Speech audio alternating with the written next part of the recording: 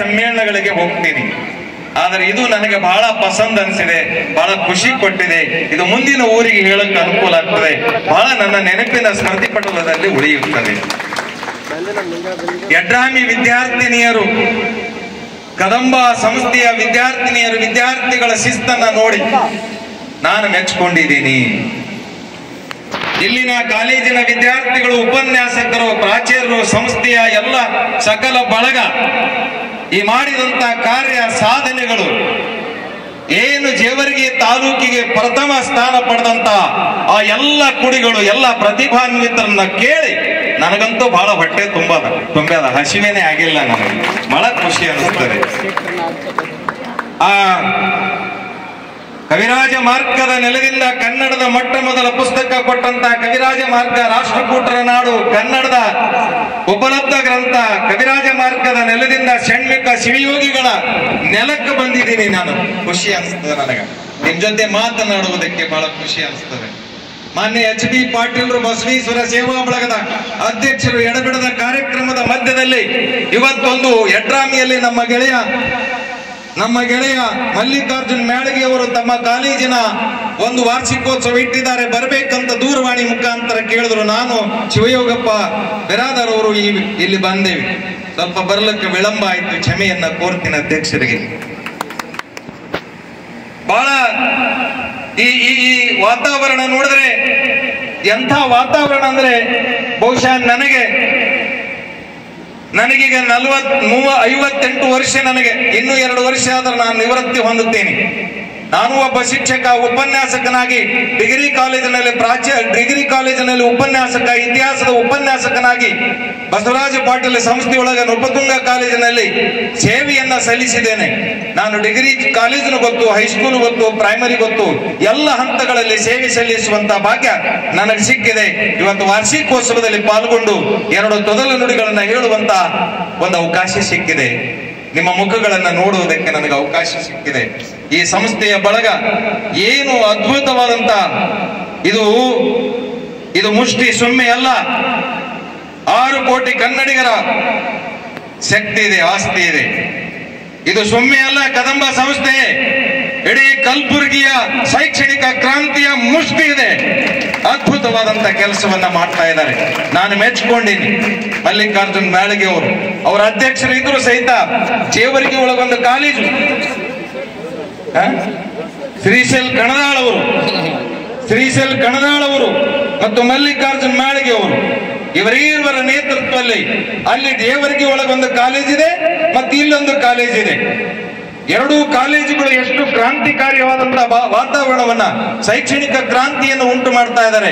ನನಗೆ ಬಹಳ ಖುಷಿ ಅನಿಸ್ತು. ಶ್ರೀಶೈಲ್ ಅವರನ್ನ ನೆನೆಸ್ಕೊಳ್ಬೇಕು. ಇವತ್ತು ಬಹಳ ಚೆನ್ನಾಗಿ ಅವರು ಈ ಸಂಸ್ಥೆಯ ಹುಟ್ಟಾಕೋದಕ್ಕೆ ಕಾರಣೀಭೂತರು. ಈ ಸರ್ಕಾರಿ ಪ್ರಾಥಮಿಕ ಪ್ರೌಢ ಎಲ್ಲ ನಮ್ಮ ಶಿಕ್ಷಕ ಬಳಗ, ಉಪನ್ಯಾಸಕ ಬಳಗ, ಮುಖ್ಯ ಗುರುಗಳು, ಕಾಲೇಜಿನ ಲೆಕ್ಚರ್ಸು ಎಲ್ಲರೂ ನೀವು ಸೇರಿದಿರಿ. ಇಲ್ಲೆಲ್ಲ ಮುದ್ದು ಮಕ್ಕಳು ನೀವಿದ್ದೀರಿ. ನಾಳೆ ನಾಡ ಹಿರಿಯರಾಗುವಂತವ್ರು ನೀವು. ನಾಳೆ ನಾಡ ಹಿರಿಯರಾಗುವರು. ಇನ್ನೇನು ಪಿಯುಸಿಯಲ್ಲಿ ಪರೀಕ್ಷೆಯಲ್ಲಿ ಪಾಸ್ ಆಗಿ ಇನ್ಯಾವುದಾದರೂ ಕ್ಷೇತ್ರಕ್ಕೆ ಹೋಗುವುದಕ್ಕೆ ಸುವರ್ಣ ಅವಕಾಶ ಇದೆ ನಿಮಗೆ. ಈ ದೇಶದಲ್ಲಿ ಹುಟ್ಟಿದೇವಲ್ಲ, ಈ ಕನ್ನಡ ನಾಡಿನಲ್ಲಿ ಹುಟ್ಟಿದೇವಲ್ಲ, ಅದು ಕಲ್ಯಾಣ ಕರ್ನಾಟಕ ಕಲಬುರಗಿ ಜೇವರ್ಗಿ ತಾಲೂಕಿನಲ್ಲಿ ಈ ಪುಣ್ಯ ನೆಲದಲ್ಲಿ ಹುಟ್ಟಿದೇವಲ್ಲ. ನಮ್ಮಂತ ಪುಣ್ಯಶಾಲಿಗಳು ಯಾರು ಅಲ್ಲ, ನಾವೇ ಪುಣ್ಯಶಾಲಿಗಳು, ಭಾಗ್ಯವಂತರು ಅಂತ. ಯಾಕೆ ಭಾಗ್ಯವಂತರು ಅಂತಂದ್ರೆ ನಮಗೆ ವಿಪುಲವಾದಂತ ಅವಕಾಶ ಸಿಗ್ತದ. ಬೇರೆ ಕಡೆ ತಂಪಾದ ವಾತಾವರಣ ಇರಬಹುದು. ನನ್ನ ಊರಿನಲ್ಲಿ, ನನ್ನ ಜಿಲ್ಲೆಯಲ್ಲಿ ಬಿಸಿಲು, ಪ್ರಕೃತಿಯ ಬಿಸಿಲು. ಅಷ್ಟೇ ಕಡಕ್ ರೊಟ್ಟಿ ತಿನ್ನುವಂತಹ ಜನ ನಾವು, ಅಷ್ಟೇ ರಿಸಲ್ಟ್ ನಲ್ಲಿ ಮುಂದೆ ಬರುವಂತವ್ರು. ಎಲ್ಲಕ್ಕೂ ಕುಸ್ತಿಗೂ ಸೈ, ಯುದ್ಧಕ್ಕೂ ಸೈ, ಪರೀಕ್ಷೆಯಲ್ಲಿ ಪಾಸ್ ಆಗೋದಕ್ಕೂ ಸೈ, ಇನ್ನು ಉನ್ನತ ಹುದ್ದೆಗಳಿಗೆ ಹೋಗೋದಕ್ಕೂ ಸೈ ನಾವು. ಯಾಕಂದ್ರೆ ಕಷ್ಟವನ್ನು ಅನುಭವಿಸಿ ಯಾರು ಬದುಕು ಕಟ್ಕೊಳ್ತಾರ ಅವರು ಶಾಶ್ವತವಾಗಿ ಈ ಭೂಮಿ ಮೇಲೆ ಇರ್ತಾರೆ. ಅವರ ಹೆಸರು ಚಿರಸ್ಥೆಯಾಗಿ ಉಳಿಯುತ್ತದೆ. ಕಠಿಣ ಪರಿಶ್ರಮ ಮಾಡಬೇಕು. ನಾವೆಲ್ಲ ಸರಿಯಾಗಿ ಓದಬೇಕು. ಯಾಕಂದ್ರೆ ಡಾಕ್ಟರ್ ಬಾಬಾ ಸಾಹೇಬ್ ಅಂಬೇಡ್ಕರ್, ಸ್ವಾಮಿ ವಿವೇಕಾನಂದ ಹೇಗೆ ಓದರು, ಓದಕ್ಕೆ ಕೂತ್ರೆ ಅವರು ಆ ಪೇಜ್ ಅನ್ನ ತಿಳಿಯವರೆಗೂ ಎಷ್ಟು ಒಂದೇ ಸಲ ಓದರೂ ಸಹಿತ ಅರ್ಥಪೂರ್ಣ ಮಾಡ್ಕೊತಿದ್ರು. ಮಹಾಜ್ಞಾನಿ, ಜಗತ್ತಿನ ಮಹಾಜ್ಞಾನಿ ಬಾಬಾ ಸಾಹೇಬ್ ಅಂಬೇಡ್ಕರ್ ಓದಕ್ಕೆ ಕೂತ್ರೆ ಯಾವುದೇ ಸೌಲಭ್ಯ ಇಲ್ಲದ ಪರಿಸರದಲ್ಲಿ ಓದಿ 16 ದೇಶದ ಸಂವಿಧಾನಗಳನ್ನ ಅಧ್ಯಯನ ಮಾಡಿ ಸಂವಿಧಾನವನ್ನ ರಚನೆ ಮಾಡಿಕೊಂಡು ಇವೆಲ್ಲವನ್ನ ಹೋಗಬೇಕು. ಈಗಿನಿಂದಲೇ, ಬಾಲ್ಯದಿಂದಲೇ, ಈ ವಿದ್ಯಾರ್ಥಿ ಜೀವನದಿಂದಲೇ ನಾವು ಹೆಂಗೆ ಆಗ್ಬೇಕು ಅಂತಂದ್ರೆ ಸಹಕಾರಿ ಭಾವನೆ, ಸಹಕಾರ ಭಾವನೆ, ಮನುಷ್ಯತ್ವವನ್ನ ರೂಢಿಸಿಕೊಂಡು ಬದುಕಬೇಕು.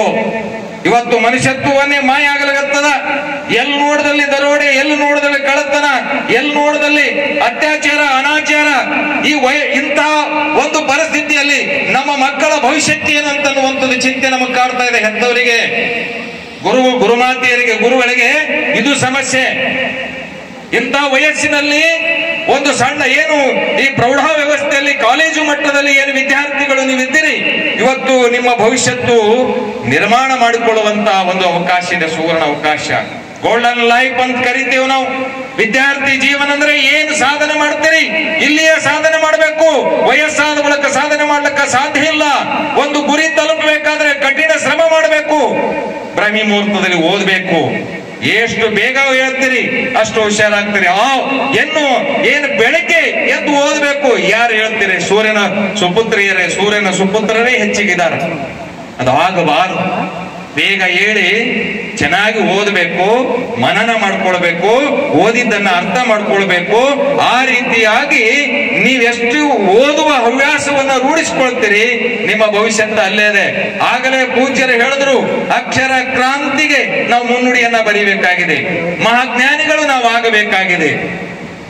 ಕನ್ನಡ ನಾಡು ಸುಮ್ಮನೆ ಅಲ್ಲ, ಇಲ್ಲಿ ಸಾಧಕರು ಇದ್ದಾರೆ. ಈ ಸಾಧಕರ ಸಾಲಿನಲ್ಲಿ ಏನು ಪಾಸೋ ಫೇಲೋ ಗೊತ್ತಿಲ್ಲ, ನಿಮ್ಮದು ಏನಾಗ್ತದೋ ಗೊತ್ತಿಲ್ಲ. ಎಲ್ಲರಿಗೂ ರ್ಯಾಂಕ್ ಕೊಡ್ಲಿಕ್ಕೆ ಸಾಧ್ಯ ಇಲ್ಲ, ಎಲ್ಲರಿಗೂ ಉದ್ಯೋಗ ಕೊಡ್ಲಿಕ್ಕೆ ಸಾಧ್ಯ ಇಲ್ಲ ಸರ್ಕಾರ. ಆದ್ರೆ ಜ್ಞಾನ ಮಾತ್ರ ಪಡೆಯುವ ಅವಕಾಶ ನನಗಿದೆ. ಸಂವಿಧಾನದ ಪ್ರಕಾರ ನಾನು ಜ್ಞಾನ ಪಡಿತೀನಿ, ನಾನು ಹೆಚ್ಚಿನ ಸಾಧನೆಯನ್ನ ಮಾಡ್ತೀನಿ. ರೊಟ್ಟಿ ಮಾಡುವ ಹೆಣ್ಣುಮಗಳು ಇಡೀ ರಾಜ್ಯದ ಗಮನ ಸೆಳೀತಾಳ ಅಂತಂದ್ರೆ ಆಕೆ ಓದಿಲ್ಲ, ಆಕೆ ನನಗಿಂತಲೂ ಶಾಣೆ ಅಲ್ಲ, ನಿಮ್ಗಿಂತಲೂ ಶಾಣೆ ಅಲ್ಲ. ಬಿಸಿನೆಸ್ ಮಾಡುವುದಕ್ಕೆ ಅಥವಾ ಗಳಿಕೆಗೆ ವಿದ್ಯೆ ಮುಖ್ಯ ಅಲ್ಲ, ಗಳಿಕೆಗೆ ಶಿಕ್ಷಣ ಮುಖ್ಯ ಅಲ್ಲ. ನೀನು ಎಷ್ಟು ಕಲ್ತಿರಲ್ಲ ಅಷ್ಟೇ ಕಲ್ತಿ, ಕಡಿಮೆ ಕಲಿಬೇಕಾರ ಅದ್ರೊಳಗೆ ನೀನು ಆ ಮಾನವೀಯ ಗುಣ ಮತ್ತು ಓದುವಂತ ಏನು ಅದನ್ನ ರೂಢಿಸಿಕೊಳ್ಳಬೇಕು. ಇದ್ರೊಳಗೆ ನಾನು ಏನಾದ್ರೂ ಸಾಧನೆ ಮಾಡುತ್ತೇನೆ. ಒಬ್ಬ ಇಂಜಿನಿಯರ್ ಎಲ್ಲ ಓದೇನ, ಬಹಳ ಹುಷಾರಾಗ್ಯಾನ, ಡಾಕ್ಟರ್ ಆಗ್ಯಾನ. ಆದ್ರೆ ಅವನಿಗೆ ಸಮಾಜದಲ್ಲಿ ಬದುಕುವುದಕ್ಕೆ ಬರುವುದಿಲ್ಲ. ಅವ ಒಬ್ಬ ಕಂಪ್ಯೂಟರ್ ಸಾಫ್ಟ್ವೇರ್ ಇಂಜಿನಿಯರ್ ಇದ್ದಾನೆ, ಬರೀ ಇಷ್ಟೇ ಮೌಸ್ ಹಿಡ್ಕೊಂಡು ಎಷ್ಟೇ ಮಾಡ್ತಾನೆ, ಅವನಿಗೆ ಏನೂ ಬರೋದಿಲ್ಲ. ಯಾಕಂದ್ರೆ ಅವನು ಇನ್ನೊಂದು ಕಲ್ತಿಲ್ಲವ, ಅದು ಒಂದೇ ಕಲ್ತಾನ. ಕಾಮರ್ಸ್, ಆರ್ಟ್ಸ್ ವಿದ್ಯಾರ್ಥಿಗಳಿಗೆ ಒಂದು ಸುವರ್ಣ ಅವಕಾಶ ಇದೆ. ನೀವು ಹೆಚ್ಚಿನ ಏನು ನಿಮ್ಮ ಗುರುಗಳು ಹೇಳ್ತಾರ ಅದನ್ನ ಪಾಠ. ನಾನಂತೂ ನನ್ನ ಜೀವನದಲ್ಲಿ ನಿಮಗೆ ನೋಡಿದ ತಕ್ಷಣ ನಾನು ಹಿಂದೆ ನೆನಪು, ನಾನು ಮತ್ತೆ 25-26 ವರ್ಷದ ಹಿಂದೆ ಹೋದಂಗಾಯ್ತು. MA ಕಲ್ತಂಗ, PUC ಕಲ್ತಂಗಾಯ್ತು. ನಿಮ್ಮನ್ನೆಲ್ಲ ನೋಡಿ ನಾವು ಹಿಂಗಿದ್ದೇವಲ್ಲಪ್ಪ. ಇಲ್ಲೇನು ವೇದಿಕೆ ಅದಲ್ಲ, ಪದೇ ಬರಬೇಕು. ನಿಮ್ಮ ಕ್ಲಾಸ್ ರೂಮ್ನಲ್ಲಿ ಏನಾದ್ರೂ ಒಂದು ವಿಷಯ, ಶಿಸ್ತು, ಅದರ ಬಗ್ಗೆ ಉಪನ್ಯಾಸ, ನಮ್ಮ ಗುರುಗಳು ಅದರ ಬಗ್ಗೆ ಉಪನ್ಯಾಸ, ಒಬ್ಬೊಬ್ಬರು ಮಾತಾಡಬೇಕು. ಈಶ್ವರಿಗೆ ಒಮ್ಮೆಲೆ ಉಪನ್ಯಾಸ ಬಂದಿಲ್ಲ, ಮಾತಾಡಕ್ಕೆ ಬಂದಿಲ್ಲ. ನನಗೂ ಈ ಸ್ಥಾನದಲ್ಲಿ ನಿಂದಿರಬೇಕಾದ್ರೆ ನಾನು 10 ಕಾರ್ಯಕ್ರಮ, 1000 ಕಾರ್ಯಕ್ರಮಗಳಲ್ಲಿ ಭಾಗವಹಿಸಿ ಎಲ್ಲರ ಮಾತುಗಳನ್ನ ಕೇಳ್ದ. ಯಾರು ಇನ್ನೊಬ್ಬರ ಮಾತನ್ನ ಕೇಳ್ತಾರ ಅವ್ರು ಜಗತ್ತಿನಲ್ಲಿ ದೊಡ್ಡವರಾಗ್ತಾರೆ. ಇನ್ನೊಬ್ಬರ ಮಾತನ್ನ ಕೇಳಬೇಕು, ಅಟ್ಟಕ್ಕೆ ಚೆಲ್ಬಾರ್ದು. ಅವನೇ ಭಾಷಣದಪ್ಪ ನಾಯಕ ಕೇಳಿ ಅಂತನಲ್ಲ, ಅವ್ರು ಮಾತನಾಡುವುದರಲ್ಲಿ ಅಬ್ಸರ್ವ್ ಮಾಡಬೇಕು. ಅವರಲ್ಲಿ ಏನ್ ಪಾಯಿಂಟ್ಸ್ ಬರ್ತಾವ, ಏನ್ ವಿಷಯಗಳು ಬರ್ತಾವ, ಅವ್ರ ಸ್ಟೈಲ್ ಹೆಂಗಿದೆ, ಅವ್ರ ಹೋಗ ಹೆಂಗಿದೆ, ಹೆಂಗೆ ಮಾತಾಡ್ತಾರ, ನಾವು ಕಲಿಬೇಕು. ಮುಂದೆ ಕುಂತಂತ ಸೀಟ್ನಲ್ಲಿ ಮುಂದೆ ಕುಂತೀವಿ ಶಾಶ್ವತ, ಕುರ್ಚಿ ಶಾಶ್ವತ, ಇವು ಯಾವ ಶಾಶ್ವತ ಅಲ್ಲ. ನಿಮಗೆ ವಿಪುಲವಾದಂತ ಅವಕಾಶಗಳಿವೆ ಮಕ್ಕಳೇ. ನೀವು ಒಳ್ಳೆಯ ಸಾಧನೆಯನ್ನ ಮಾಡಬೇಕು. ಏನು APJ ಅಬ್ದುಲ್ ಕಲಾಂ ಅವರ ಬಗ್ಗೆ ಹೇಳಿದ್ರು, ಪೇಪರ್ ಮಾಡ್ತಾನೆ ಏನು ವಿಜ್ಞಾನಿಯಾಗಿ ಹೊರಹೊಮ್ಮದ, ರಾಷ್ಟ್ರಪತಿ ಆದರು. ಇದು ಸಾಕಲ್ವಾ? ನಮ್ಮ ಜೀವನ ಒಬ್ಬ ವ್ಯಕ್ತಿಯನ್ನು ಆದರ್ಶವಾಗಿ ಇಟ್ಕೊಂಡ್ರೆ ಎಷ್ಟಲ್ಲ. ಸರ್ ಎಂ ವಿಶ್ವೇಶ್ವರಯ್ಯನವರು ಕನ್ನಂಬಾಡಿ ಆಣೆಕಟ್ಟನ್ನು ಕಟ್ಟದೆ ಹೋದಿದರೆ ಎಷ್ಟು ರೈತರಿಗೆ ಅನ್ಯಾಯ ಆಗ್ತಿತ್ತು, ಎಷ್ಟು ರೈತರು ಆ ನೀರಾವರಿಯಿಂದ, ಎಷ್ಟು ಪಟ್ಟಣಗಳು ನೀರಾವರಿಯಿಂದ ವಂಚಿತ ಆಗ್ತಿದ್ವು. ಸೊ ಅದಕ್ಕಾಗಿ ಸರ್ ಎಂ ವಿಶ್ವೇಶ್ವರಯ್ಯನಂತವರು, ಬುದ್ಧ, ಬಸವ, ಅಂಬೇಡ್ಕರ್ ಇವರ ತತ್ವಗಳನ್ನ ನೀವು ಅಳವಡಿಸಿಕೊಳ್ಳಬೇಕು. ವೈಚಾರಿಕ ಚಿಂತನೆಯನ್ನ ರೂಢಿಸಿಕೊಳ್ಳಬೇಕು. PUC ಹೋದ ಮಕ್ಕಳು ಮೂಢನಂಬಿಕೆಗೆ ಬಲಿಯಾಗ್ತಾರೆ. ಇದು ದುರಂತ. ನಮ್ಮ ಮಕ್ಕಳಿಗೆ ಏನೂ ಆಗ್ಯಾದ, ಜ್ವರ ಆಗ್ಯಾದ ಅಂತ ಹೇಳಿ ಮೂಢನಂಬಿಕೆಗೆ ಬಲಿಯಾದಂಥವ್ರು ಅನೇಕ ವಿದ್ಯಾವಂತರೇ ಬಲಿಯಾಗಲಿಕತ್ತಾರ. ಅದು ಹೋಗಬೇಕು. ನಿಮ್ ತಂದೆ ತಾಯಿಗೆ ಹೇಳಬೇಕು, ನಾವು ಯಾವ ಕಾಲಘಟ್ಟದಲ್ಲಿದ್ದೇವೆ, ನಾವು ಯಾವ ಕಾಲಘಟ್ಟದಲ್ಲಿದ್ದೇವೆ. ನೀವು ಹಿಂಗ ಅಂದ್ರಬೇಕಾದ್ರೆ ಅವ್ರು ಏನಂತಾರೆ ಗೊತ್ತಾ? ನಿಂಗೆ ಗೊತ್ತಿಲ್ಲ ಸುಮ್ಕೊಂಡ್ರು ಅಂತಾರ. ಅವ್ರು ನಿಮ್ಗೆ ಕುಂಡಿಸ್ತಾರ. ಮತ್ತೆ ಮೌಢ್ಯತೆ ಕಡೆಗೆ ಹೋಗ್ತಾರೆ. ನೀವು ಹೇಳ್ಬೇಕು, ತಿಳಿಸಿ ಹೇಳಬೇಕು. ಈ ಯಾವ ಮೌಢ್ಯತೆಗಳಿಂದ ಸಮಾಜ ಸುಧಾರಣೆ ಆಗೋದಿಲ್ಲ. ಮನೆತನಗಳು ಹಾಳಾಗ್ತಾವ. ಅನೇಕ ನಾವು ಅಬ್ಸರ್ವ್ ಮಾಡಿದೇವ್ರಿ ಪಾಟೀಲ್ರೆ.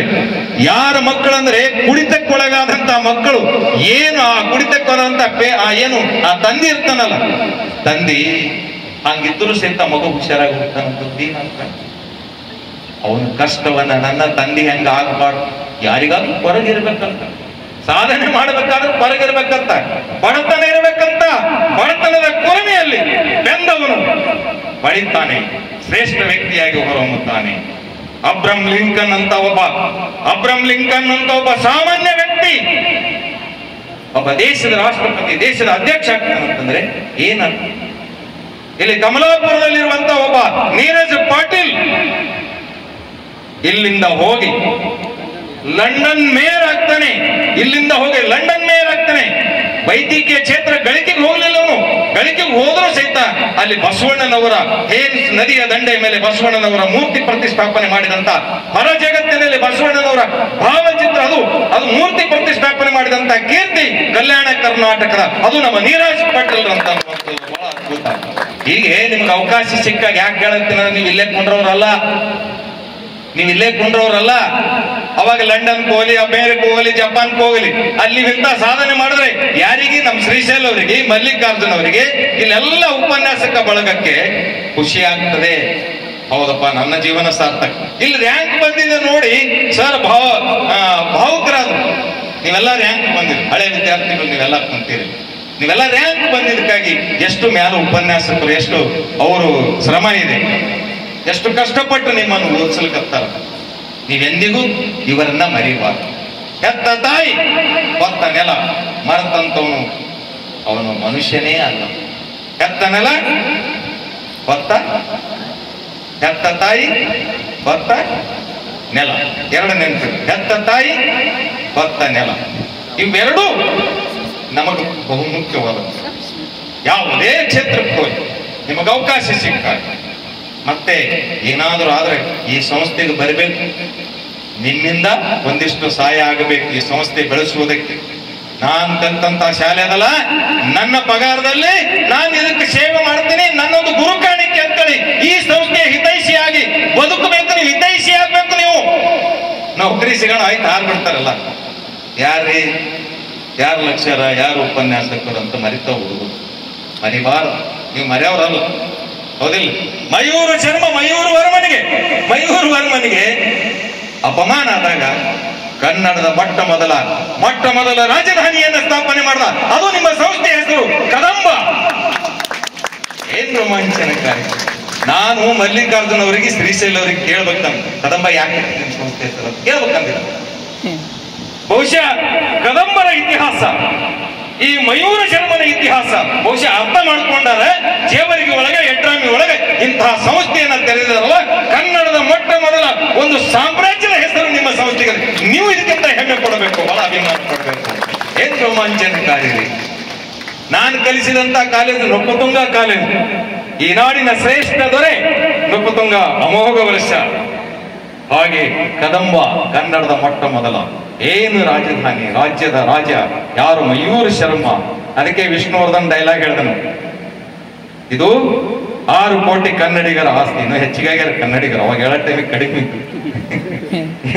6.5 ಕೋಟಿ 7 ಕೋಟಿಗೆ ಸಮೀಪ ಬಂದು, ಹೌದಿಲ್ಲ? ಹಿಂಗ ಆ ಮುಷ್ಟಿ ಆ ಶಕ್ತಿ ನಿಮ್ಮಲ್ಲಿದೆ. ಪರಿವರ್ತನೆ ಮಾಡ್ತೀರಿ. ಹಿಂಗ್ ಹೊಂಟ್ರೆ ಜೇವರ್ಗಿ ರೋಡಿಗೆ, ಯಡ್ರಾಮಿಗೆ ರೋಡಿ ಹೊಂಟ್ರೆ ಕದಂಬ ಕಾಲೇಜಿನ ವಿದ್ಯಾರ್ಥಿಗಳು ಹೆಂಗ್ ಹೊಂಟ್ರಪ್ಪ, ಅವರಿಂದ ನೋಡಿ ಕಲಿಬೇಕಂತೇಳಿ ಇನ್ನೊಬ್ಬರ ಪ್ರೇರಣೆ ಆಗಬೇಕು. ಅದು ನನಗೆ ಆದರ್ಶ. ಯಾವುದು ಕೆಟ್ಟದನ್ನ ಮಾಡಬಾರ್ದು ಮನುಷ್ಯನಾದಂತ. ಅಥವಾ ಸಂಕಷ್ಟ ಬಂದಾಗ ಬೆಟ್ಟದ ಮೇಲೊಂದು ಮನೆ ಮಾಡಿ, ಬಹಳ ಚೆನ್ನಾಗಿದೆ, ನೀವು ಹೇಳ್ತೀರಿ ಅದು ಸುಸೈಡ್ ಯಾಕಾದ್ರೆ ಹೇಳ್ತಾರೆ. ರಿಸಲ್ಟ್ ಉಲ್ಟಾ ಪಲ್ಟಾ ಆಯ್ತಂದ್ರೆ ಯಾಕೆ ಆತ್ಮಹತ್ಯೆ ಆಗ್ತದೆ? PUC ರಿಸಲ್ಟ್ ಆದ ಬಳಿಕ 1-2-3 ಈ ಭಾಗದ ವಿದ್ಯಾರ್ಥಿನಿಯರು ಆತ್ಮಹತ್ಯೆ ಮಾಡ್ಕೊಳ್ತಾರೆ ಅಂದ್ರೆ ಏನ್ ಕಾರಣ? ನಮ್ಮ ವಿದ್ಯಾರ್ಥಿಗಳು ಆತ್ಮಹತ್ಯೆ ಮಾಡ್ಕೊಂಡು ಒಂದು ಉದಾಹರಣೆ ಏನು ಮಾಡದ ಇದೆ, ನಿಮಗ್ ಸಲ್ಯೂಟ್ ಹೊಡಿಬೇಕ್ರಪ್ಪ. ಓದಿಲ್ಲ ಅಂದ್ ಬಳಕ ಹೆಂಗ್ರಿ ಬರ್ತದ ಅಂತ ಕೇಳ್ತಾರ ಅವ್ರು. ಓದಿಲ್ಲ ಅಂದ್ರೆ ನಾವೇ ಚಿಂತನೆ ಮಾಡಲ್ಲ, ಹಿಂಗ್ ಓದೇವಿ ಹಿಂಗ್ ಬರ್ದೇವಿ ಆಯ್ತು ಬರ್ತೋ ಬಿಡ್ತೋ, ನಾ ಯಾಕೆ ಆತ್ಮಹತ್ಯೆ ಮಾಡ್ಕೊಳ್ಳಿ. ಇವು ಹಗಲು ರಾತ್ರಿ ವಿದ್ಯಾರ್ಥಿನಿಯರು ಓದ್ತಾರ ಕಣ್ಣಾಗ ಹೆಂಡಿ ಕಿಟ್ಕೊಂಡು ನೀರು ಓದ್ತಾರ. ಆದ್ರೆ ಇವರು ಆತ್ಮಹತ್ಯೆ ಯಾಕೆ ಮಾಡ್ಕೋತಾರೆ ಅಂತ ನಾನು ಸರ್ವೆ ಮಾಡ್ತೀನಿ. ಅದಕ್ಕ ವಿದ್ಯಾರ್ಥಿನಿಯರಿಗೆ ಇದು ಒಂದು ನಿಮ್ ಮನೆ ಒಳಗೆ ಹೋಗಿ ಹಾಕ್ರಿ, ಅಥವಾ ಪುಸ್ತಕ ಓದುವುದ ಮುಖಪುಟದಲ್ಲಿ ಇದನ್ನು ಬರ್ರಿ. ಕನ್ನಡದ ಮೊದಲ ಕವಿಯತ್ರಿ ಅಕ್ಕ, ಶ್ರೇಷ್ಠ ಅಕ್ಕ, 12ನೇ ಶತಮಾನದಲ್ಲಿ ವಚನ ಕ್ರಾಂತಿಗೆ ಮುನ್ನುಡಿಯನ್ನ ಬರೆದಂತವರು, ವಚನ ಕ್ರಾಂತಿಯಲ್ಲಿ ಚಳವಳಿಯಲ್ಲಿ ತೊಡಗಿಕೊಂಡಂತ ಅಕ್ಕ ಹೇಳ್ತಾಳೆ, ಬೆಟ್ಟದ ಮೇಲೊಂದು ಮನೆ ಮಾಡಿ ಮೃಗಗಳಿಗೆ ಅಂಜಿದಡಂತಯ್ಯ, ಸಮುದ್ರದ ದಡೆಯಲ್ಲೊಂದು ಮನೆ ಮಾಡಿ ನೊರೆತೊರೆಗಳಿಗೆ ಅಂಜಿದಡಂತಯ್ಯ, ಸಂತೆಯೊಳಗೊಂದು ಮನೆ ಮಾಡಿ ಶಬ್ದಕ್ಕೆ ನಾಚಿದಡಂತಯ್ಯ, ಲೋಕದೊಳಗ ಹುಟ್ಟಿದ್ದ ಬಳಿಕ, ಇದು ಬಹಳ ಚೆನ್ನಾಗಿದೆ, ಪಾಯಿಂಟ್ಸ್ ನಿಮ್ಗೆ ಅನ್ವಯ ಆಗ್ತದೆ. ಲೋಕದೊಳಗ ಹುಟ್ಟಿದ ಬಳಿಕ ಸ್ತುತಿ ನಿಂದೆಗಳು ಬಂದರು, ಮನದಲ್ಲಿ ಕೋಪವ ತಾಳದೆ ಸಮಾಧಾನಿಯಾಗಿರಬೇಕು ಅಂತ ಅಕ್ಕ, ಕನ್ನಡದ ಮೊದಲ ಕವಿಯಂತ್ರಿ ಅಕ್ಕ ಹೇಳ್ತಾಳೆ. ಇದು ಆತ್ಮವಿಶ್ವಾಸ. ನಾನು ಎಲ್ಲಿ ಪ್ರವಚನ ಇದ್ದಲ್ಲಿ ಇದೇ ಹೇಳ್ತೀನಿ, ಹೆಣ್ಮಕ್ಳಿಗೆ ಪ್ರವಚನ ಸೇರ್ತಾರಲ್ಲ ಹೆಣ್ಮಕ್ಳು ಸರ್, ಬಹಳ ಜನ ಸೇರ್ತಾರೆ. ಯವ್ವ ನಿಮ್ ಮಕ್ಕಳಿಗೆ ಇದು ಕಲಿಸಿ, ನೀವು ಇದು ಕಲೀರಿ. ಯಾಕಂದ್ರೆ ಆತ್ಮವಿಶ್ವಾಸ, ಏನೇ ಕಷ್ಟ ಬಂದ್ರು ಸಾಯನೇ ಬೇಡ, ಬದುಕೋದು ಕದ, ನಾವು ಬದುಕ್ತಾ ಪ್ರಾಣ ಹಾರ್ಲೆಕ್ಕ. ಆದ್ರೆ ಯಾಕೆ ಸಂಕಷ್ಟಗಳಿಗೆ ಕುಗ್ಗಬೇಕು? ಅದೇನ್ ರಿಸಲ್ಟ್ ಬರ್ತದೋ ಬಿಡ್ತದೋ, ಅದ್ರ ಪ್ರಯತ್ನ ಮಾಡೋಣ. ರಿಸಲ್ಟ್ ಎಕ್ಸ್ಟ್ರಾ, ಆದ್ರೆ ಪ್ರಯತ್ನ ಮಾಡ್ಬೇಕಲ್ಲ, ಪ್ರಯತ್ನ ಮಾಡೋದು ಖಂಡಿತ ಬರ್ತದೆ. ಆದ್ರೆ ಅದಾದ ಬಳಿಕ ನೀವು ನಿರಾಶರಾಗುವ ಅವಶ್ಯಕತೆ ಇಲ್ಲ. ಜಗತ್ತು ಬಹಳ ವಿಶಾಲ ಇದೆ, ನೀವೇನಾದರೂ ಮಾಡಬಹುದು. ಇವತ್ತೇನೂ ಕಲಿಲಾರದವರು, ಏನೇನೂ ಕಲಿಲಾರದವರು ಈ ಬದುಕನ್ನ ಕಟ್ಟಿಕೊಂಡಿದ್ದಾರೆ, ಬದುಕ ಹಸನು ಮಾಡಿಕೊಂಡಿದ್ದಾರೆ. ಇವತ್ತು ಅವರಿಗೆ ಸಲ್ಯೂಟ್ ಹೊಡಿಬೇಕಾದಂತ ಪರಿಸ್ಥಿತಿ ಬಂದದ. ಯಾಕಂದ್ರೆ ಅವ್ರ ಮೇಲೆ ಜ್ಞಾನ ಬೆಳೆಸ್ಕೊಂಡ್ರು, ಕಡಿಮೆ ಓದರು ಸಹಿತ ಕಡಿಮೆ ಓದರು ಸಹಿತ ಹೆಚ್ಚಿನ ಜ್ಞಾನವನ್ನ, ಕೌಶಲ್ಯತೆನ, ಸ್ಕಿಲ್ ಡೆವಲಪ್ಮೆಂಟ್ ಆಗ್ಬೇಕು ನಿಮ್ಮಲ್ಲಿ.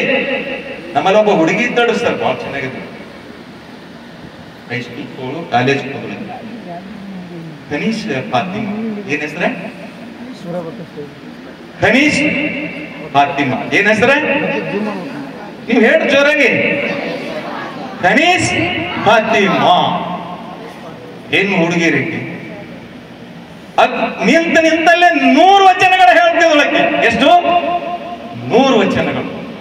ಯಾಕೆ ವಚನಗಳು ಬೇಕು ಅಂತಂದ್ರೆ ನಮ್ಮಲ್ಲಿ ಆತ್ಮವಿಶ್ವಾಸ.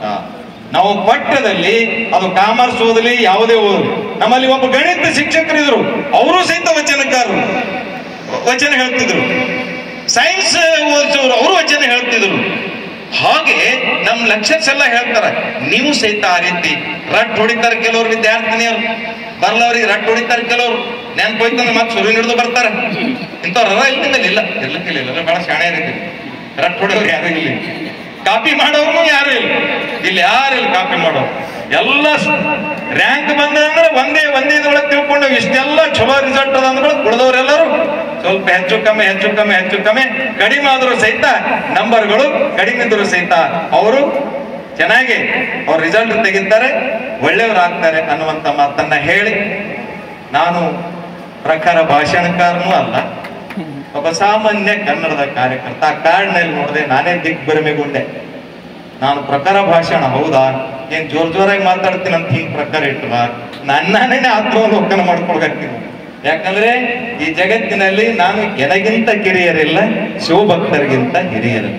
ಒಬ್ಬ ಸಾಮಾನ್ಯ, ಒಬ್ಬ ಕನ್ನಡದ ಕಾರ್ಯಕರ್ತ, ಒಬ್ಬ ಶಿಕ್ಷಕ, ಒಬ್ಬ ಉಪನ್ಯಾಸಕ, ನನ್ನ ಪಾಡಿನ ಕೆಲಸವನ್ನು ನಾನು ಮಾಡ್ತಾ ಬಿಡುವಿನ ಸಮಯದಲ್ಲಿ ನಿಮ್ಮೆಲ್ಲರನ್ನ ಬೇರೆ ಬೇರೆ ಪ್ರದೇಶದಲ್ಲಿರುವಂತ ಎಲ್ಲ ಹಳ್ಳಿಗಳಿಗೆ ವಿಸಿಟ್ ಕೊಡೋದು, ಸ್ಕೂಲ್ಗಳಿಗೆ ವಿಸಿಟ್ ಕೊಡೋದು.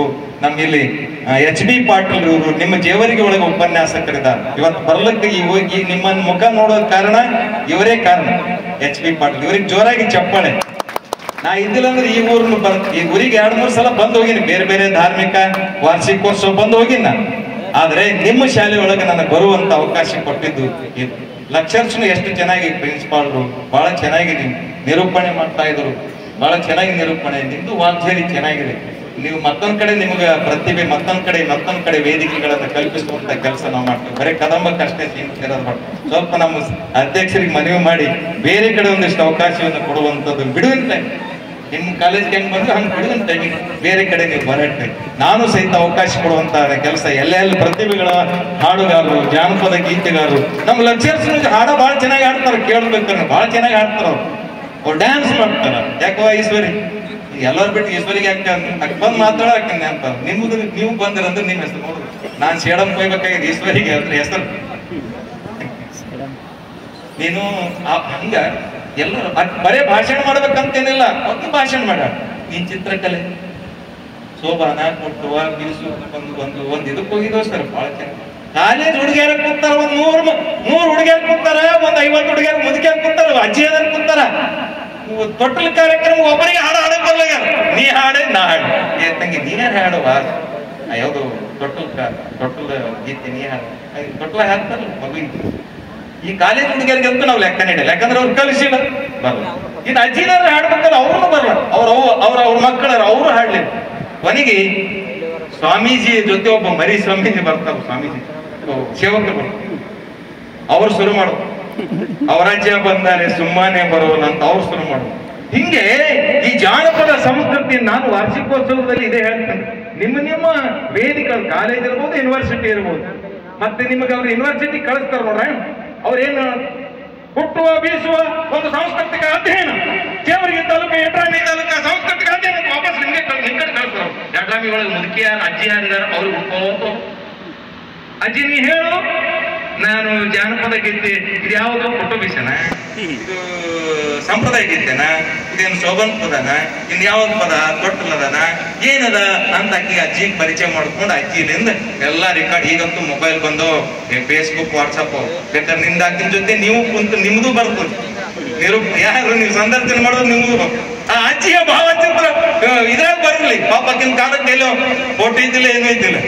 ನೀವ್ ಮಾಡ್ತಿರಲ್ಲ ನೀವೆಲ್ಲ ಈ ಕೆಲಸ ಮಾಡ್ಬೇಕು, ಸಮಾಜದೊಳಗೆ ಹೋಗ್ಬೇಕು.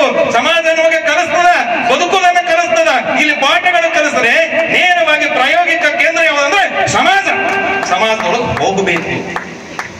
ನೋಡ್ರಿ ನಮ್ಮ ಊರ್ನಾಗ ಹೆಂಗಿರ್ತಾರೆ, ಎಲ್ಲ ಜಾತಿ ವರ್ಗದ ಜನ ಇರ್ತಾರೆ. ಬೇರೆ ಇದ್ರು ಸಹಿತ ನಾವು ಅಣ್ಣ ಅಕ್ಕ ಕಾಕ ಹೆಂಗ ಭಾವನೆ.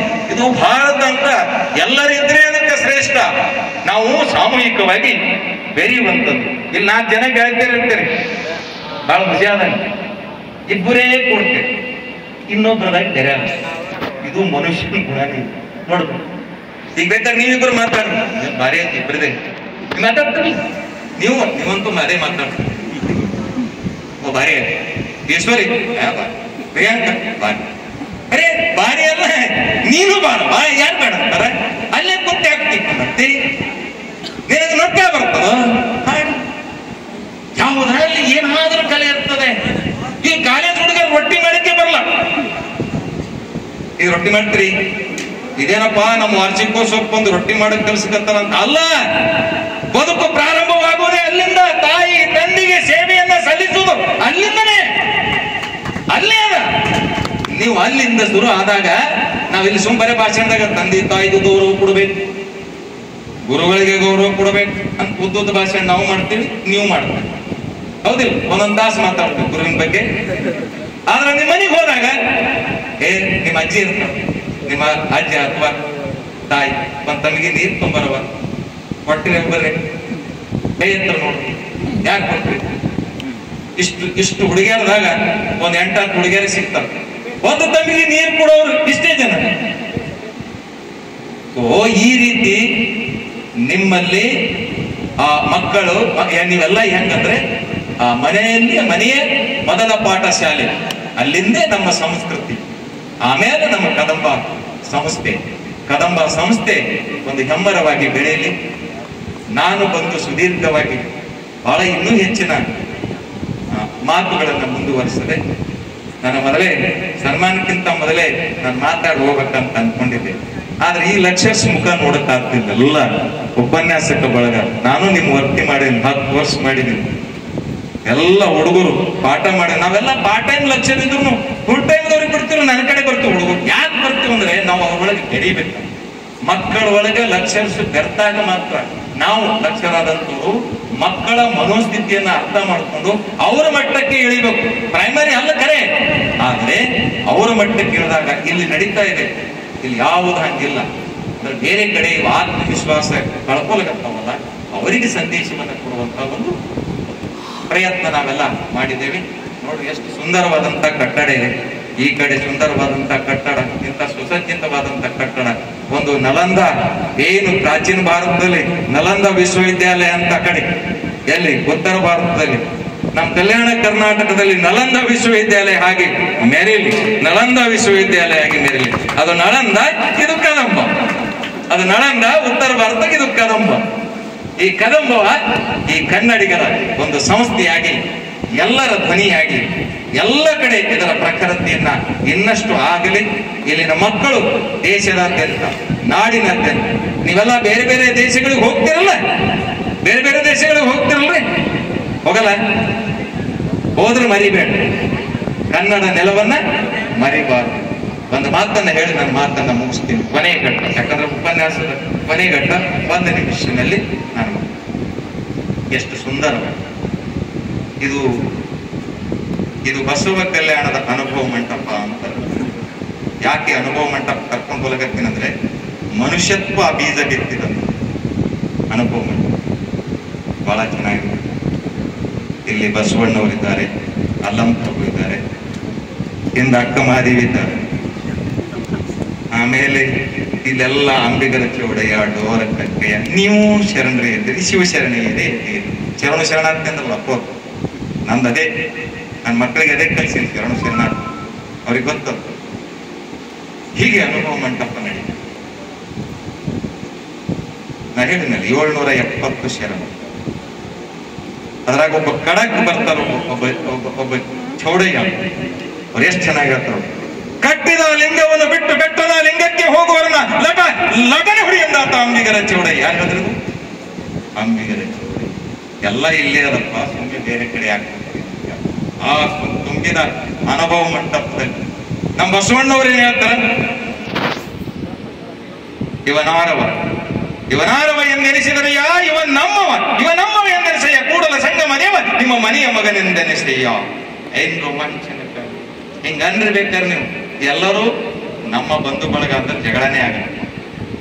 ಆ ಪರಿಸ್ಥಿತಿಯಲ್ಲಿ ಈ ಅನುಭವ ಮಂಟಪ ಮುಗಿಸ್ಕೊಂಡು ಬಸವಣ್ಣವರು ಏನಿದ್ರು? ಫೈನಾನ್ಸ್ ಮಿನಿಸ್ಟರ್, ವಿತ್ತ ಸಚಿವ. ಬಜೆಟ್ ಮಂಡನೆ ಮಾಡೋದು ಯಾರಿಂದ ಕಲಿಬೇಕಂತಂದ್ರೆ ಬಸವಣ್ಣನವರಿಂದ ಕಲಿಬೇಕು. ಅವರು ಅನುಭವ ಮಂಟಪ ಮುಗಿಸ್ಕೊಂಡು ಈ ಕಲ್ಯಾಣದ ನಡು ಬೀದಿ ಒಳಗೆ ಬರ್ತಾ ಇದ್ರು. ಅಲ್ಲಿ ಒಬ್ಬ ಚಪ್ಪಲಿ ಹೊಲಿಯುವ ಕಾಯಕ ಯೋಗಿ ಇದ್ದ, ಚಪ್ಪಲಿ ಮಾಡೋ, ಅವರು ಶರಣರೇ. ಯಾರು? ಭರಣೈ. ಅಪ್ಪ ಬಸವಣ್ಣವ್ರು ಹಿಂಗ್ ಹೊಂಟ್ರ ಅಂತೇಳಿ, ಕುದುರೆ ಮೇಲಿಂದ ಹೊಂಟಿದಾರ ಅಂತೇಳಿ ಅವರಿಗೆ ಅಪ್ಪ ನಿಮಗೆ ಶರಣು ಅಂತ. ಯಾರಂದ್ರು ಶರಣು ಅಂತ? ನೆನ್ಪಿಡ್ರಿ, ಇದು ಶರಣು ಶರಣಾರ್ಥಿ ಎಲ್ಲಿಂದ ಬಂದು ಪೀಠಕ್ಕೆ ಮೊದಲ ಉದ್ಘಾಟನಾ ಭಾಷಣದಲ್ಲಿ ಇದು ಹೇಳ್ಯಾರ ಅಂತ ಹೇಳಕತ್ತೀನಿ. ಶರಣು ಅಂದ್ರು. ಯಾರಂದ್ರು? ಅರಳಯ್ಯವರ ಕಾಯಕ ಏನು? ಚಪ್ಪಲಿ ಹೊಲಿಯುವುದು, ಪಾದ ರಕ್ಷೆ. ನಮ್ಮ ಮೂಲಕ್ಕಾಗಬಾರ್ದಲ್ಲ, ನಮ್ಮ ರಕ್ಷೆ. ಎಲ್ಲ ಕುಲಕ್ಕೊಬ್ಬ ಶರಣರಿದ್ರು. ಶರಣು ಅಂದ್ರು ಅಪ್ಪ ಬಸವಣ್ಣವ್ರು. ಅದಕ್ಕೆ ಬಸವಣ್ಣವರು ಬಾಯ್ ಅಂತ ಹೋಗಲಿಲ್ಲ. ಕುದುರೆ ಮೇಲಿಂದ ಹೊಂಟಿರಲ್ಲ, ಟಕ್ ಟಕ್ ಟಕ್ ಟಕ್ ಟಕ್. ಲಾಸ್ಟ್ ನಾನು ಮಾತು ಕೇಳಗತ್ತಿಲ್ಲ. ಕೊನೆಗೆ ಯಾರಿಗೆ ಶರಣರು ಅಂದ್ರು ಗೊತ್ತಾಯ್ತಾ? ಅರಳಯ್ಯನವರು ಬಸವಣ್ಣನವರಿಗೆ ಶರಣು ಅಂದರು. ಅಪ್ಪ ಬಸವಣ್ಣನವರು ಹಾಯ್ ಅಂತ ಹೋಗಲಿಲ್ಲ, ಕುದುರೆ ಮೇಲಿಂದ ಕೆಳಗಿಳಿದು ಮಹಾನ್ ಶರಣ ಅರಳಯ್ಯನವರೇ ನಿಮಗೆ ಶರಣಾರ್ಥಿ ಅಂತ. ಎಲ್ಲಿ ಹುಟ್ಟಿದ್ದು ಶರಣಾರ್ಥಿ? ಜಗತ್ತಿನ ಬಹುದೊಡ್ಡ ಶರಣು ಶರಣಾರ್ಥಿ ಕಲ್ಯಾಣದೊಳಗ ಬಸವಣ್ಣನವರಿಗೆ ಶರಣಂದ್ರೆ ಇವರು ಶರಣು ಶರಣಾರ್ಥಿ. ನೀವು ಬಹಳ ಟ್ಯಾಲೆಂಟ್. ನೀವು ಹೋದ ಹರಳ ಎಲ್ಲಿಗೆ ಹೋದ್ರು, ಮನ್ಯಾಗ ಹೋದ್ ಹುಚ್ಚ ಕೂತಂಗ್ ಕೂತ, ನಾವೆಲ್ಲ ಹುಚ್ಚ ಕೂತಂಗೆ ಕುಂದಿರ್ತೇವೆ ನಾವು ಮನ್ಯಾಗ. ಒಬ್ಬ ಹೆಣ್ಮಗಳು ಹೆಣತಿ ಕಲ್ಯಾಣ, ರಿಸಲ್ಟ್ ನಲ್ಲಿ ನೀವೇ ತಾಯಿ ಕಲ್ಯಾಣ ಇದ್ದಂಗೆ ನೀವು. ಅದಕ್ಕೆ ಯಾಕ್ರಿ ಯಜಮಾನ್ರಿ ಮುಖ ಸಪ್ಪಿಯಾಗಿ ಅದು ಯಾರಾದ್ರೂ ಏನಾದ್ರು ಅಂದ್ರೆ ಏನು ಇಲ್ಲ. ಕಲ್ಯಾಣಮ್ಮ ಅವ್ರ ಹೆಣತಿ ನಂಗ ಅಪ್ಪೋ ಬಸವಣ್ಣ ಸಿಕ್ಕಿರು ಶರಣಂದ, ನಾ ಶರಣಂದ ಶರಣು ಶರಣಾರ್ಥಿ ಒಂದ್ ಲೈನ್ ನಲ್ಲಿ ಬಿಡಿಸ್ತಾವ. ಅದಕ್ಕೆ ಯಾಕೆ ಚಿಂತೆ ಮಾಡ್ತಿ ನಮ್ಮ ಒಡೆಯ, ನನ್ನ ಒಡೆಯ ಅದಕ್ಕೆ ಯಾಕೆ ಚಿಂತೆ ಮಾಡ್ತಿ? ಇಬ್ಬರ ತೊಡೆಯ ಚರ್ಮವನ್ನು ತೆಗೆದು ಪಾದರಕ್ಷೆಗಳನ್ನು ಮಾಡಿ ಅಪ್ಪ ಬಸವಣ್ಣನವರಿಗೆ ಅರ್ಪಿಸೋಣ ಅಂತ ಹೇಳು. ಯಾರು ನೋಡುವ, ನೀ ಭಾಷಣಕಾರ ಇದು ಎಲ್ಲ ಕಡೆ ಹೇಳ್ಬೇಕು ನೀನು. ಏನು ಇದು ಹೇಳ್ಬೇಕು, ಇದು ತತ್ವ ಬಹಳ ದೊಡ್ಡದ. ಸಾಮರಸ್ಯದ ಕಟಾರ್ನಿಟ್ಟಿ equality preamble of the constitution, preamble of the constitution. ಇದು ಜಗತ್ತಿಗೆ ಸಂವಿಧಾನ ಕೊಟ್ಟಂತವ್ರು 12ನೇ ಶತಮಾನದಲ್ಲಿ ನಮ್ಮ ಕನ್ನಡಿಗರು. ಅವ ಇದಕ್ಯಾಕೆ ಚಿಂತೆ ಮಾಡ್ತೀನಿ ಆ ತಾಯಿ ಅಂತ ಅವ್ರ ಹೆಂಡತಿ ಹಂಗಂದು ತೊಡೆ ಚರ್ಮ ತೆಗಿಲಿಕ್ಕಾಗ್ತದೆ, ಎಷ್ಟು ತ್ರಾಸ. ಆದ್ರೂ ತೆಗೆದು ಸುಂದರವಾದಂತ ಚಮ್ಮಾವಿಗಳನ್ನು ತಂದು ಫೈನಾನ್ಸ್ ಮಿನಿಸ್ಟರ್ ಹೊಂಟ್ರು, ಮನೆಗೆ ಹೊಂಟ್ರು. ಯಾರು ಫೈನಾನ್ಸ್ ಮಿನಿಸ್ಟರ್? ಫೈನಾನ್ಸ್ ಮಿನಿಸ್ಟರ್ ಅಂತ ಗೊತ್ತಿಲ್ಲ ಕೆಲವರು, ಭಕ್ತಿ ಭಂಡಾರಿ ಅಂತ. ಅವರಂದ್ರು ಬಸವಣ್ಣವ್ರ ಮನೆಗೆ ಬರ್ತಾರೆ. ಬಸವಣ್ಣವ್ರ ಮನೆಗೆ ಬಂದಾಗ ನೀವು ಧರಿಸಿ ನಮ್ಮಪ್ಪ ಅಂತ ಯಾರಂತ ಕಲ್ಯಾಣಮ್ಮ ಅರಳಯ್ಯ, ಒಡೆಯ ಚರ್ಮದಿಂದ ಮಾಡಿದ ಪಾದರಕ್ಷೆಗಳು. ಅದಕ್ಕೆ ಏನ್ ಚಂದ ನಾವಾದ್ರೆ ಬಸವಣ್ಣವ್ರ ಸ್ಥಾನದಲ್ಲಿ ನಾವಾದ್ರೆ ಏನಂತೀರಿ, ಏನ್ ಚಂದ ಬಾಟ ಮಾಡ್ದಂಗೆ ಮಾಡಿದ್ರು ತಾಯಿ ಕಡೆ. ಆದ್ರೆ ಬಸವಣ್ಣವರು ಧರಿಸಲಿಲ್ಲ. ಇವು ನನಗೆ ಸಲ್ಲುವಂತದ್ದಲ್ಲ, ಕೂಡಲ ಸಂಗಮ ದೇವನಿಗೆ ಸಲ್ಲುವಂತದ್ದು ಅಂತೇಳಿ ತಲೆಮಾರಿ ಇಟ್ಟುಕೊಂಡಂತ ಮಹಾನ್ ಮಾನವತಾವಾದಿ, ಜಗತ್ತಿನ ವಚನ ಕ್ರಾಂತಿಯ ಮುನ್ನುಡಿ ಬರೆದಂತ ಮಹಾನ್ ಬಸವಣ್ಣನವರ ಆದರ್ಶ ನಮ್ಗೆ ಬೇಕು ಅನ್ನುವಂತ ಮಾತನ್ನ ಹೇಳಿ ನಿಮ್ಮೆಲ್ಲರಿಗೂ ಬಾ ಹೇಳಲ್ಲ. ನಾನು ಶರಣಂತೀನಿ, ನೀವು ಶರಣು ಶರಣಾರ್ಥಿ ಅಂತ ಹೇಳಿ ನನ್ನ ಮಾತು ಮುಗಿಸ್ತೀನಿ. ನಿಮ್ಮೆಲ್ರಿಗೂ ಶರಣು ಜೋರಾಗಿ ಹೇಳ್ಬೇಕು. ಎಡ್ರಾಮಿ ಪೂರ್ತಿ ಜನ ಕೇಳುವ ಏನ್ ಕದಂಬ ಸಂಸ್ಥೆ ಒಳಗ ಏನ್ ಕಲಿಸ್ಯಾರಪ್ಪ ಶರಣು ಶರಣಾರ್ಥಿ. ಬೇರೆ ಕಾಲೇಜದವ್ರು ಕೇಳಿ ಏನೇ ಶರಣು ಶರಣಾರ್ಥಿ ಅಂತ ಹೇಳ್ತಿ ಕೇಳ್ಬೋದು. ಅಲ್ಲಿ ಹೋದಕ್ಕೆ ಆ ಕಾಲೇಜ್ ಶರಣು ಶರಣಾರ್ಥಿ ಅಂತ ನಂಗೆ ಗೊತ್ತಿಲ್ಲ ತಂಗಿ. ಶರಣು ಶರಣಾರ್ಥಿ ಎಲ್ಲಿದ್ದಲ್ಲ, ನಮ್ಮ ನೆಲದು. ಇದು ಬಸವಣ್ಣನವರಿಗೆ ಹರಳೆಯ ಕಲ್ಯಾಣಮ್ಮನವರು ಏನ್ ಚಮ್ಮಾವಿಗಳು ಮಾಡಿದ್ರು, ಅದಕ್ಕೆ ಬಸವಣ್ಣವರು ಹಿಂಗೆ ಬಸವಣ್ಣವ್ರ ಚರಿತ್ರೆ, ಹರಳೆಯ ಕಲ್ಯಾಣಮ್ಮನವರ ಚರಿತ್ರೆ ಬರ್ತದಲ್ಲಿ ಅದು ತಿಳಿಸಿ ಹೇಳ್ಬೇಕು ಈ ಕತೆ ಅಂದಾಗ ಒಂದು ಇದು ಆಗ್ತದೆ. ನಿಮ್ಮೆಲ್ರಿಗೂ ಶರಣು, ನಿಮ್ಮೆಲ್ರಿಗೂ ಶರಣು. ನೀವಂಡ್ರಪ್ಪ ಕಾಲ ಮೇಲೆ ಕಾಲ ಹಾಕೊಂಡು ಶರಣ ಎರಡೂ ಕೈ ಮುಗಿಬೇಕು. ಇದೇ ನಮ್ಮ ಸಂಸ್ಕೃತಿ. ಮುಗಿದ ಕೈ ವಾಗಿದ ತಲೆ. ಈ ಜಗತ್ತನ್ನ ಬೆಳಗಲಿಕ್ಕೆ ಮಹಾನ್ ಪುರುಷರಾಗ್ತೀರಿ ನೀವೆಲ್ಲ, ಮಹಾನ್ ವ್ಯಕ್ತಿನಿ ಆಗ್ತೀರಿ ನೀವೆಲ್ಲ, ಶ್ರೇಷ್ಠ ವ್ಯಕ್ತಿನಿ ಆಗ್ತೀರಿ, ಸಾಧಕರ ಸಾಲಿನಲ್ಲಿ ಸೇರ್ತೀರಿ.